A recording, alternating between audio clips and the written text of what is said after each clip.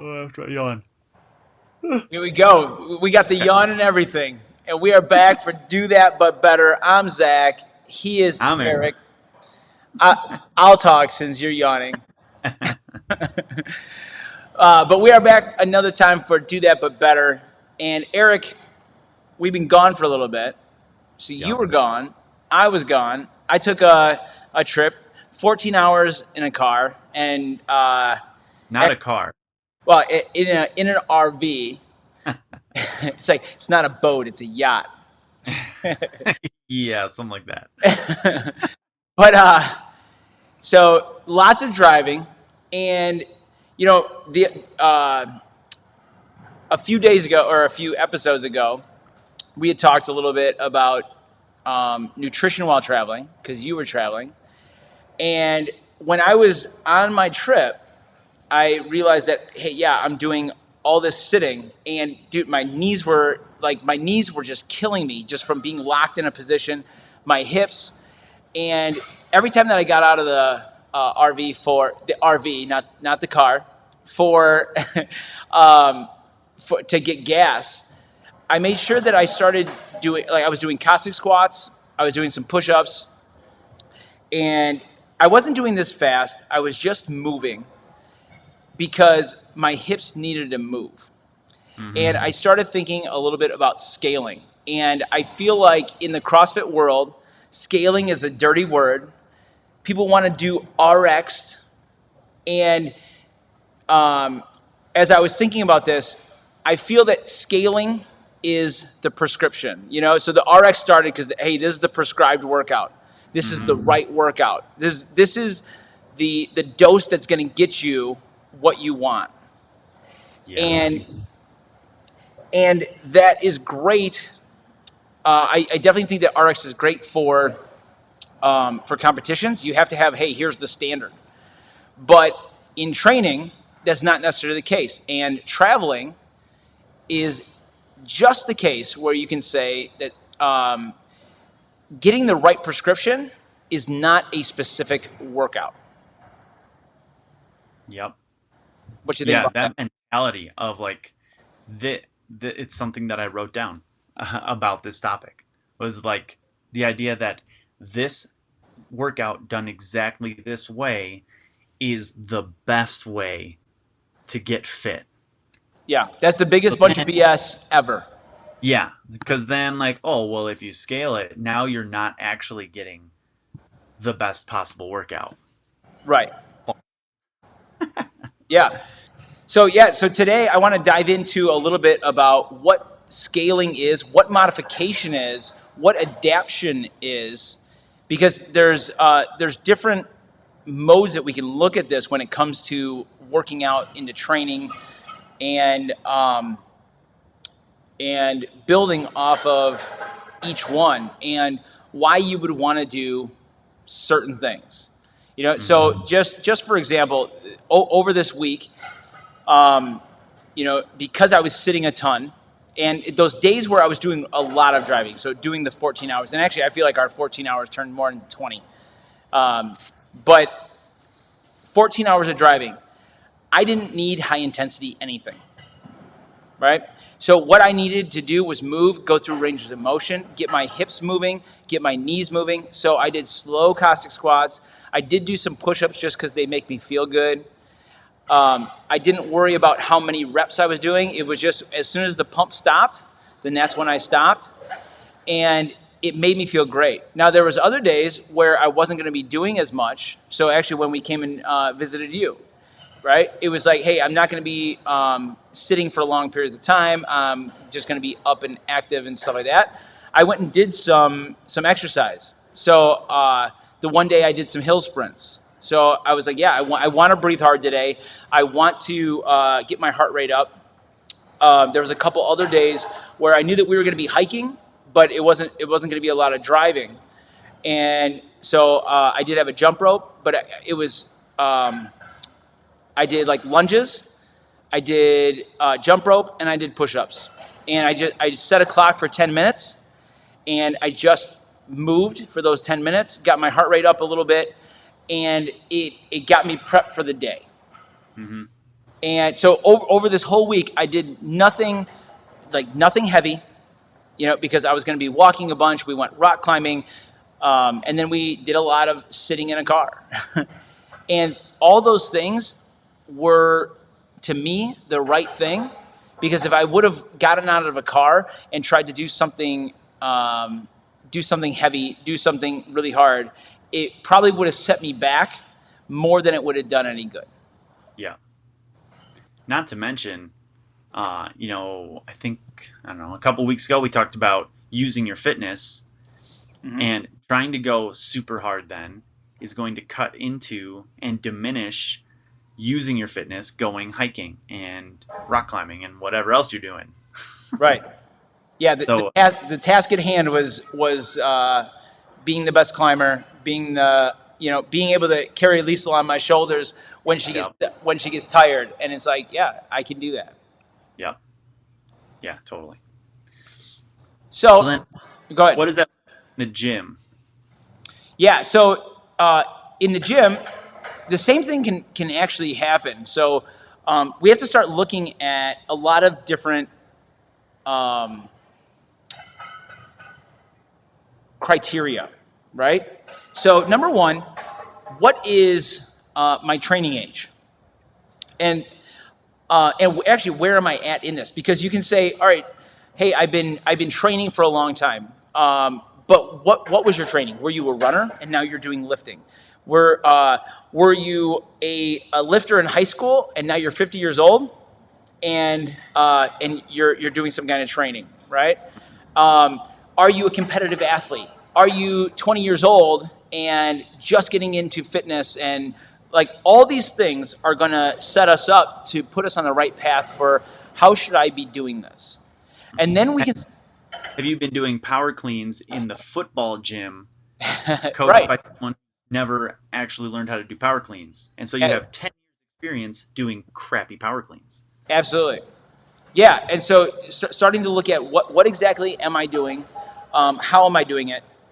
What is my experience in this movement?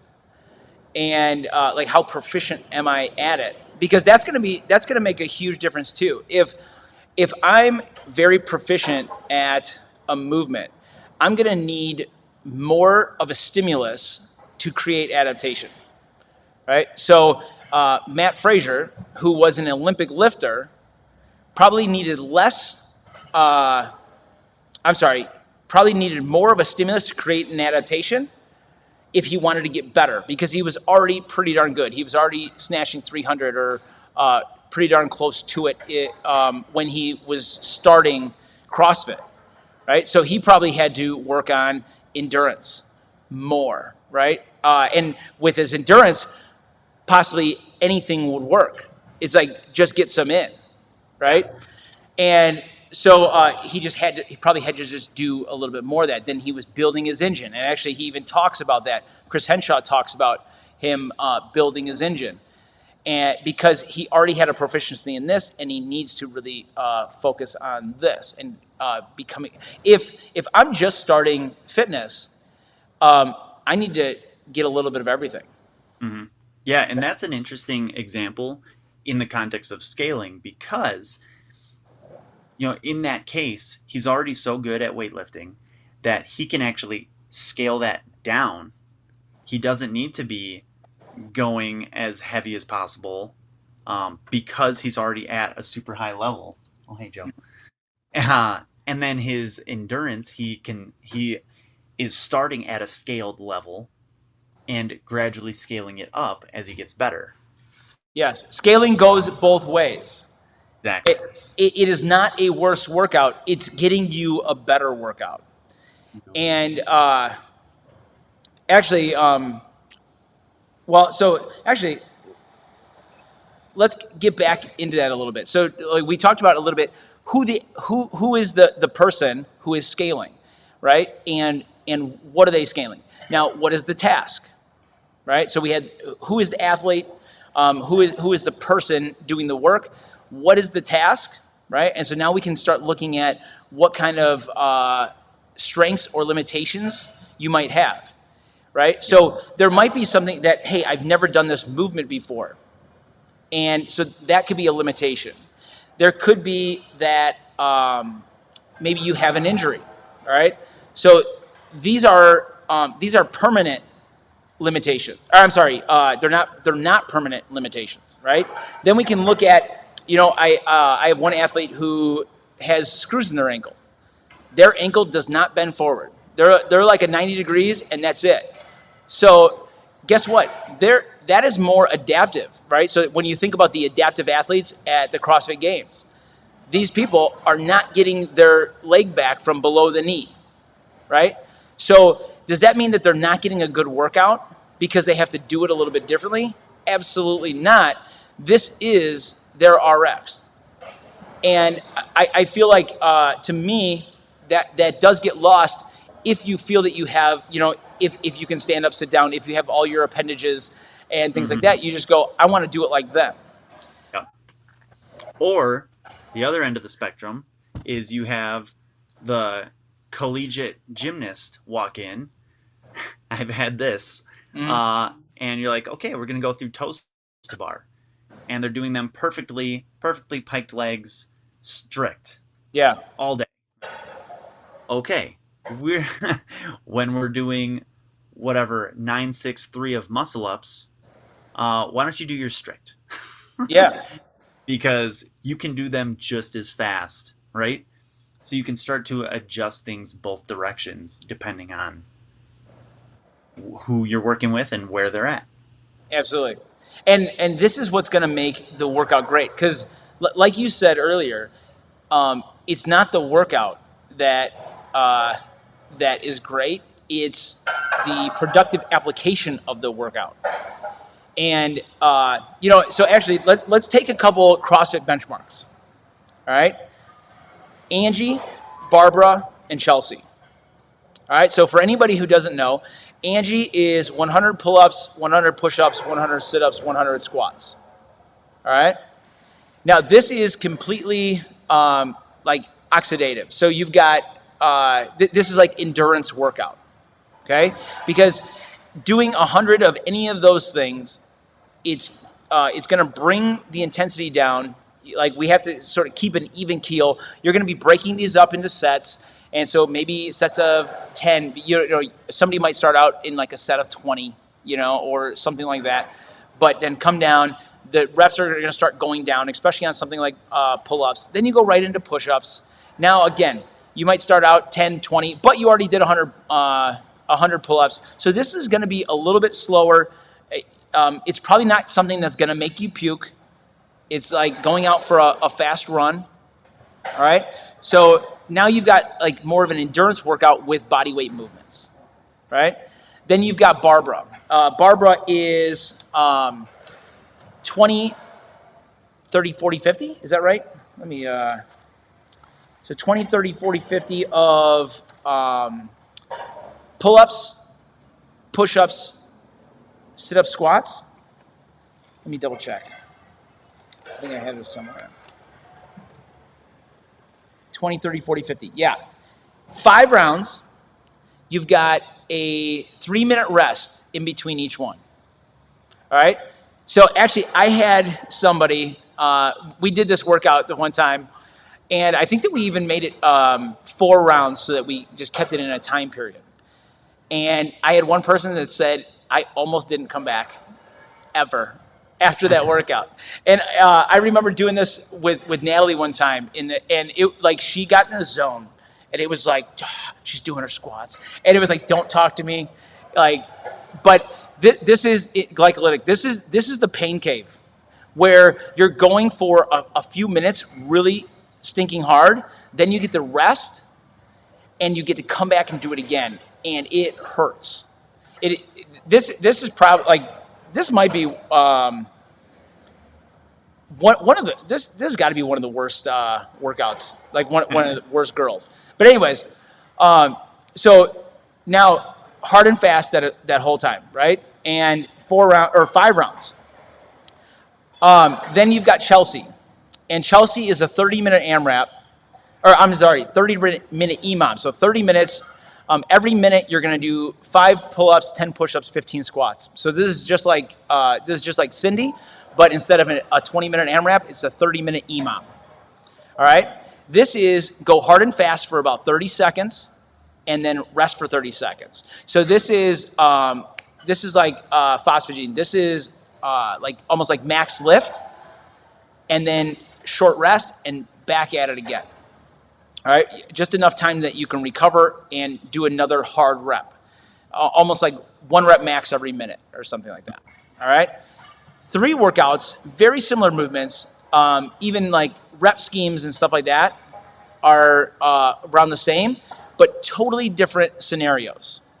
Now, if you take something like Chelsea, and which is the EMOM, and number one, if you can't get those done in a minute or less than a minute, it just turned into Angie, Right. right? And it's all it is a cardio workout, right? And you're getting a different stimulus from this workout. So if you are that endurance person, if you started in the running world, you run marathons and you don't know how to go hard and fast, then doing Chelsea at the prescription of 5, 10, 15 might not be beneficial for you to learn how to go hard and fast. Right. So now I might start changing that and go, hey, you know what? Let's do 4, 6, 12. Let's do 3, 6, 9. So that you get that done in that 30 seconds and you start feeling what this feels like to go hard and fast and then recover from hard and fast. Yeah. And even, like based on your ability with the movements, if you don't have pull-ups, like, okay, maybe you could do kipping with a band, but now you have to get in and out of the band. And maybe your push-ups, after 2 rounds, like 10 push-ups, you're breaking it up into sets of 3. And now, again, like you're into that long endurance area. So you need to adjust it so that you're maintaining the stimulus you're looking for, which is that hard and fast. So you're doing jumping pull-ups and push-ups with your hands elevated so you can go fast or on your knees, and maybe squats to a bench or whatever it is. Yep. Yeah, I just had, what were we just talking? Shoot. I just had something, I had a great example of that same thing. What the heck did you just say? Adjusting movements to maintain the stimulus.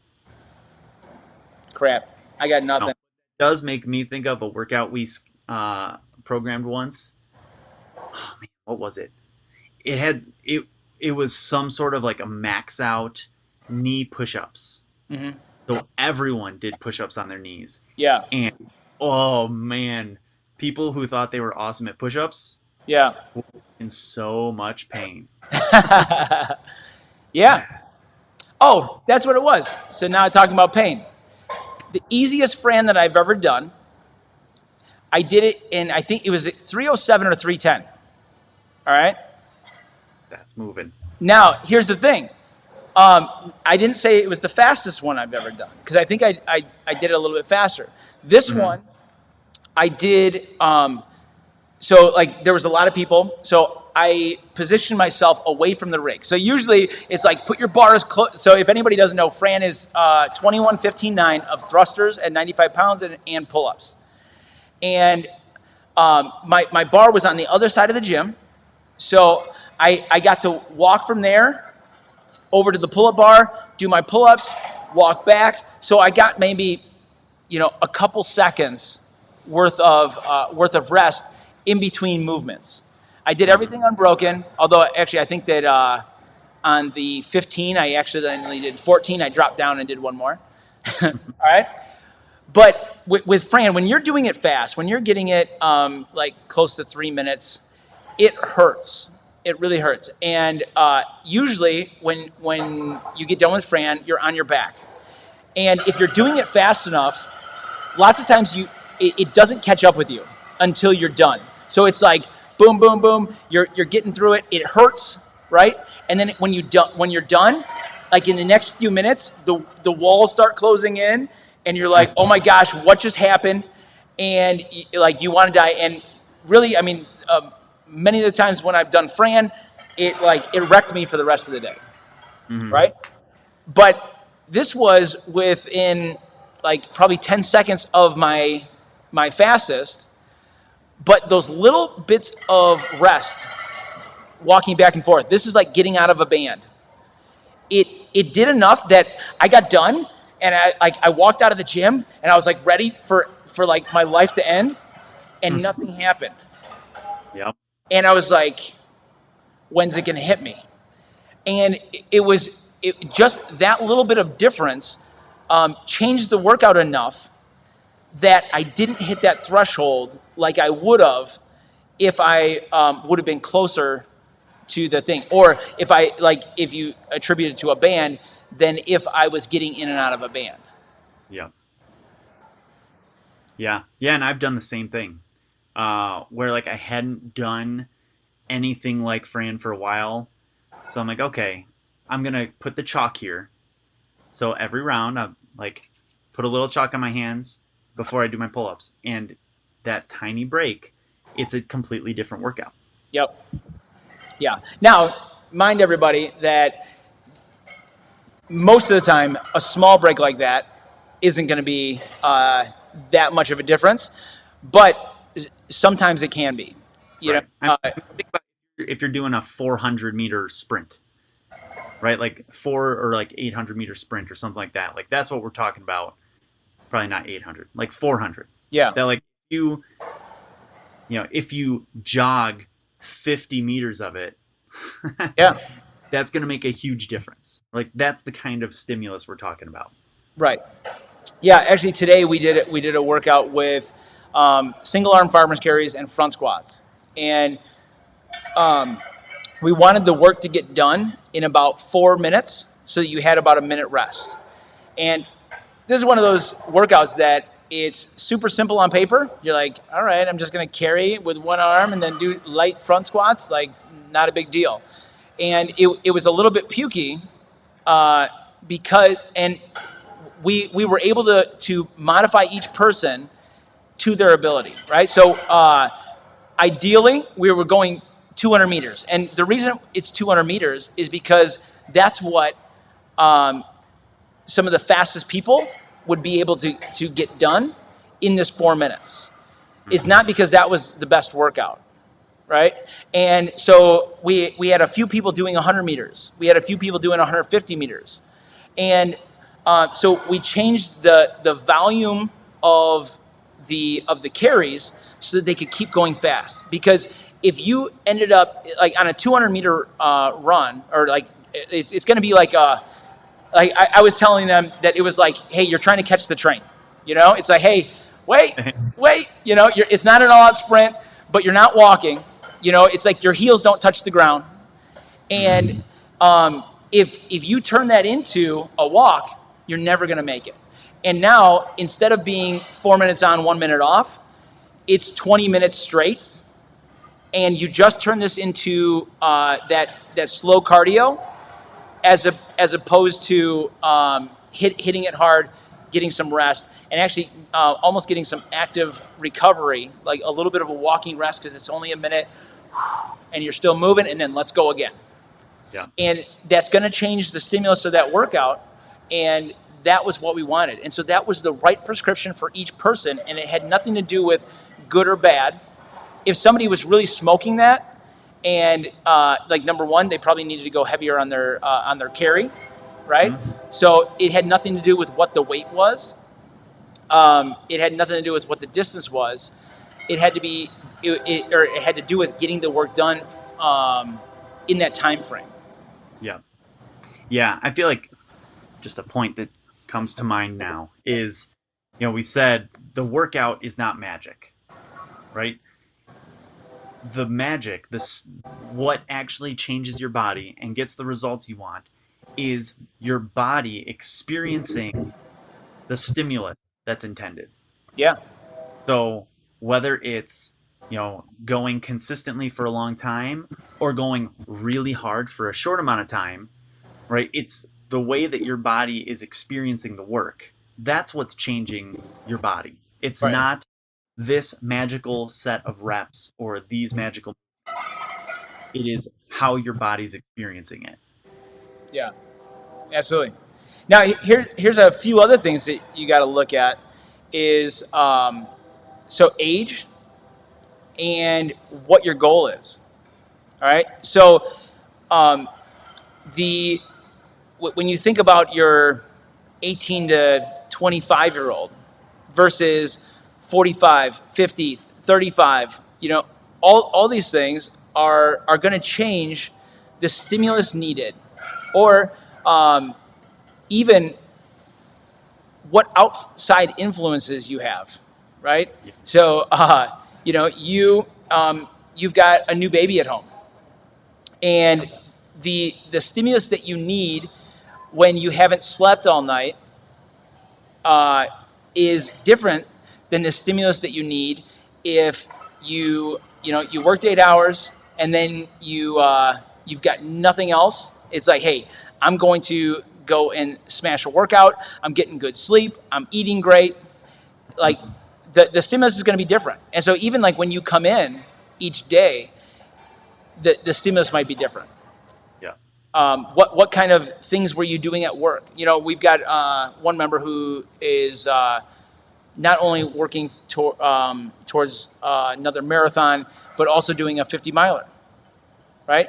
And the the stimulus that they might need after they already did 10 miles today might be a lot different. And this is the right prescription. This is the RX for them because guess what they just did today? Right.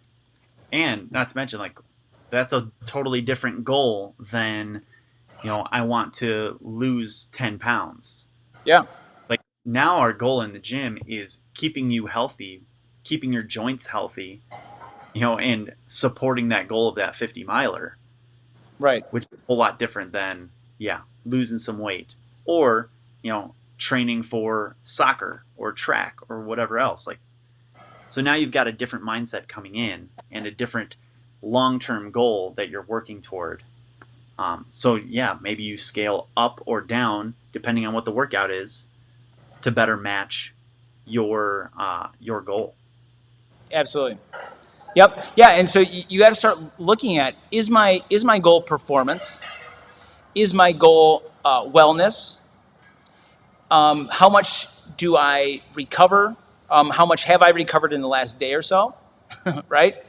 And now we can start going from there. And then you also have to start looking at those things like, all right, do I have did I just get my knee scoped? Right. If I just got my knee scoped and I'm getting cortisone shots in my shoulder, and every through 3 weeks I feel like I tweak something in my back. Guess what? I don't need high intensity. Yeah. Now that doesn't mean that you can't do CrossFit. I I believe that means that I need to adapt the movements because functional movements are good for everybody. We need to squat. We need to deadlift. We need to press. We need to we need to stand up, sit down, whatever it is, and everyone needs to do that, but in their way. And Yeah. so just like the Angie Barbara Chelsea, it's like we can do this a lot of different ways. The same thing. Yeah. And what we want to do is now we're going to be substituting. So especially if I have this limitation, like, oh yeah, um, you know, I shouldn't be jumping because I just got my knee scoped. It's like, all right, guess what? You're not going to do. You're not going to jump. But maybe I can get like a hip hinge and an explosion like a kettlebell swing Yeah. and getting similar benefits out of that. Maybe my arms aren't going over my head, right? So maybe I'm going to do a landmine press. Maybe I'm just going to do a bench press instead of an overhead press. Yeah. And this is does not make the workout worse. It makes it better because number one, you're still moving, and number two, you're not further injuring yourself or depleting yourself for the next day, because stress on stress is not beneficial. So we get stronger from recovering from working out, not from working out. So if I can't recover because I keep doing these things, and it's like, oh, I'm okay today, I'm going to go hard again. It's like, Yeah. no, hold You on. know, through it.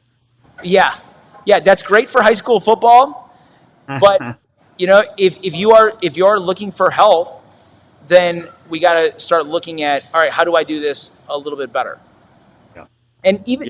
even if it's for performance, you have to start looking at what does performance mean to me, and it does it mean a heavier back squat? And if it's a heavier back squat, depending on how many years of training you have, my back squat might not be the best that I've ever done, Hmm. but I can start finding those PRs like, oh, did I squat better? Did I increase it from the last time I did it, as opposed to the best I've ever done? Right. And I think that that's often huge in finding the benefits in the workout, as opposed to just looking at a workout and go, this is the right workout. Yeah.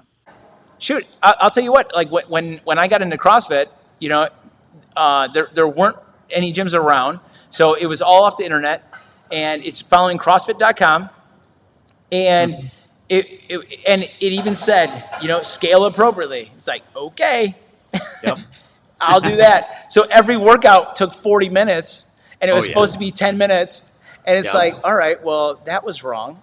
Yep. And then there's like, I don't know, whatever workout. I remember hurting my shoulder, and like it must have been like push press or push jerks. It was probably push jerks with like 155, and I had no business even cleaning 155, and probably got like 4 reps in. I'm like, oh, a week or two. I'm like, well, I'm gonna go back and get that weight next time. Yep. And, uh, yeah, and when yeah, I mean, there just isn't a lot of benefit to it. yep. Actually, I think Ed Cohen was, um, man, he always talked. I think he talked about leaving that one in the tank, or I think it was Ed Cohen. But it's important to do because you want to come back, and yeah, if you think about it, you want to test that stuff in a competition. Hmm. But if you're training, you want the best. You want the best workout, and the best workout doesn't always come from the highest numbers, the highest weight. And actually, just like that Fran, you know, um, you could easily take somebody who let's say that you have 5 6 minute Fran at 95 pounds, right? And you could drop them down to 75, like so, especially if the thrusters are what's limiting them, and drop them down to 75 pounds, and get them a 2 or 3 minute Fran. That is going to be exponentially different than struggling through that workout every time. Right. Or going heavier. Oh, hey, let's put 115. Guess what you just learned how to do? Go really stinking slow. Yep. The brutal part of Fran is the speed. Yep. So finding what that stimulus is, finding what the stimulus you need for the day is, because really you get the adaptation from pushing yourself physically or mentally, right? Hmm. And so if you did a little bit more than you thought you could do, a little bit more than your body thought it could do, then we can adapt from that because your body goes, I think I'm going to die, and I need to do something about this, and we come back stronger after we've recovered. But again, if you already have injuries, if you are already ridiculously stressed out, then that recovery doesn't happen. And if you just keep beating yourself into the ground, or you only do things very slow because you try and go too heavy, you try and do more reps, you try and do more distance instead of getting that hard and fast, short and quick. I mean, that's the magic of CrossFit is that you get to get in and out in an hour. You get, in that 10, 15 minutes, you can hit all of those energy systems that we talked about. So the oxidative, so like that's like our endurance.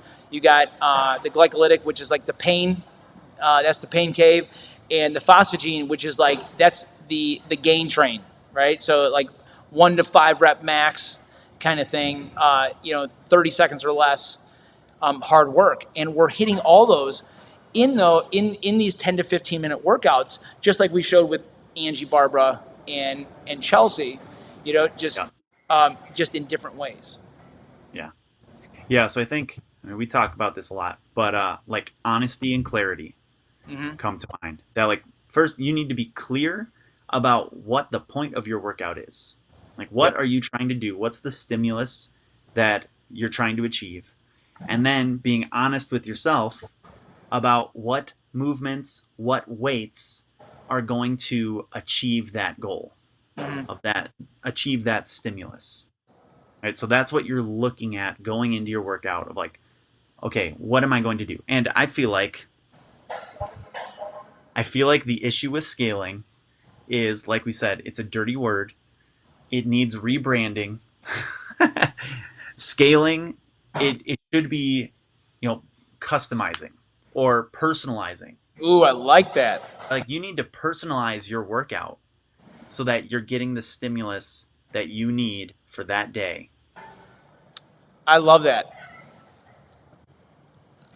If I make a workout tracker, it's gonna have personalized. Yeah. Put that on the website. Yes. Personalized workouts.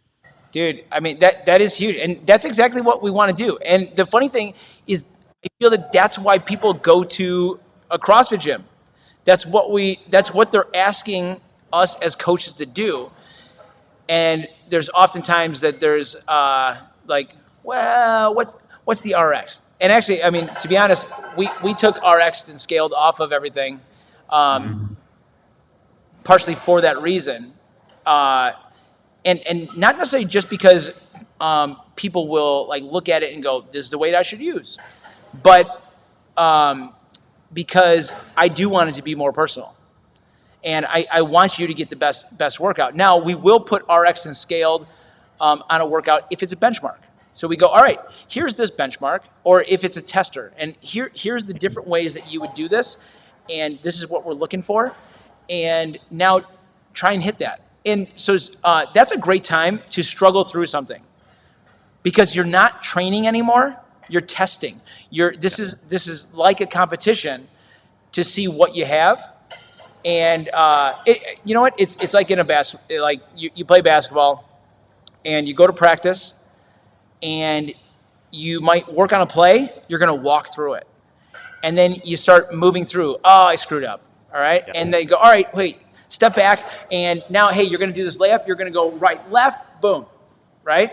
I was doing this with Shane the other day, and it was like, all right, no, stop running from the free throw line. We're going to do a layup, but we're just going to do 2 steps so you get this motion down.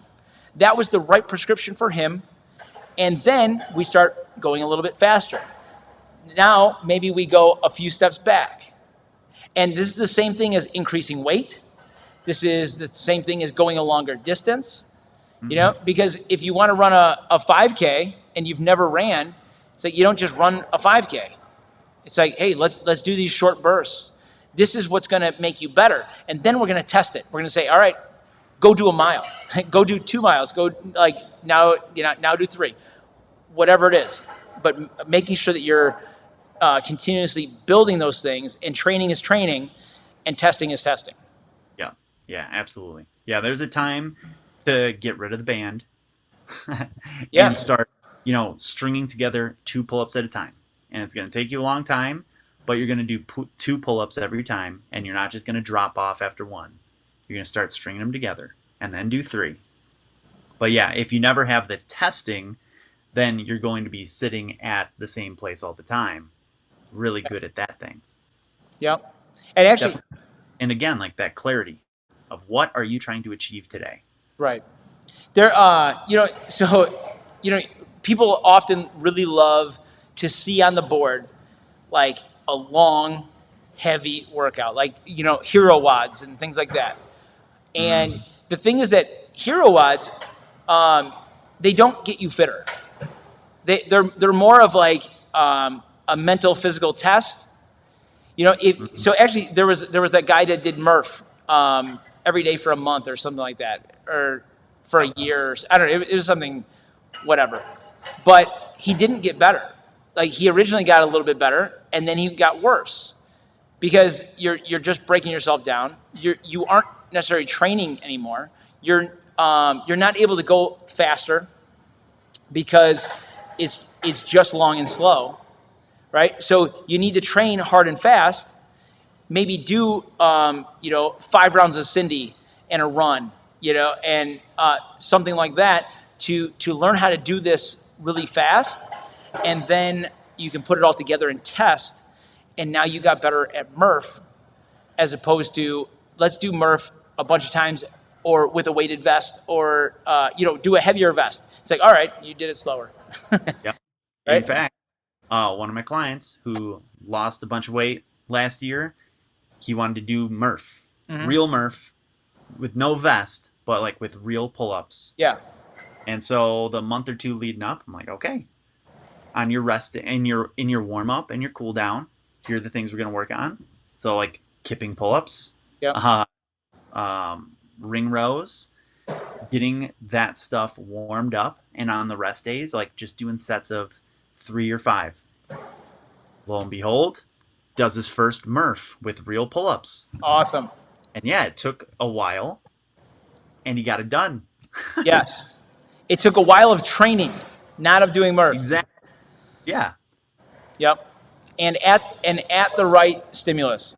So the right scale for you. Exactly. Yeah. Just like when you're weighing yourself when you're trying to lose weight, scaling does not always mean down. It could be up, down, whatever. But it's the right one for you. Yep. Well, there you go. Yeah. Scaling is good. Personalized. Personalized workouts. Yep. Yeah. I'm gonna talk to SugarWOD and see if they can just put personalized. But yeah. Cool. Awesome. I think we covered most of that. So don't be afraid to scale. If you're not scaling, you're probably screwing up. Yep. And if you need help, find a coach. You can reach me at CrossFit Chicago Heights or Zach at CrossFitChicagoHeights.com if you want to hit me up by email. Otherwise, you can hit us up in the DM at CrossFit Chicago Heights on Facebook or Instagram. Eric, where can they reach you?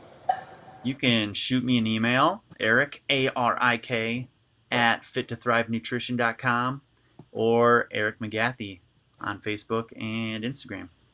All right. You guys, next week we're going to be starting all these at 12 o'clock on Tuesdays. Sound good, Eric? Sounds great. All right. New time, better time, and we'll see you guys every Tuesday, 12 o'clock. Do that, All right. but better.